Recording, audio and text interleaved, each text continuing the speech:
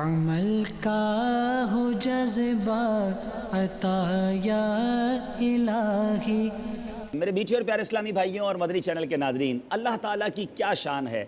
मेरे रब ने कोई चीज़ बेकार नहीं बनाई। ये दरख्त, ये पत्ते, ये फूल, ये सब चीज़ें, बहुत सारी हिकमतें हैं। मेरे मीठे इस्लामी भाइयों, शब बारात आया चाहती है और आप जानते हैं कि कुछ पत्ते ऐसे हैं जिनमें जादू का इलाज भी मौजूद है। जी हाँ, बहुत सारे नाजरीन ऐसे होंगे जो बाज़ औक़ात इस तकलीफ़ों में होते हैं। आइए शब बारात के लिए एक ज़बरदस्त बरकत आपको अर्ज़ करता हूँ। दावत इस्लामी के इशाती इदारे मकतबतुल मदीना की मतबूआ 170 सफ़हात पर मुश्तमिल किताब इस्लामी ज़िंदगी सफ़हा 134 पर है। अगर इस रात यानी शब बारात 7 पत्ते बेरी यानी बेर के दरख्त के पानी में जोश देकर जब नहाने के काबिल वो हो जाए पानी, तो गुस्ल करे, इंशाअल्लाह अज़्ज़ व जल सारा साल जादू के असर से महफूज रहेगा।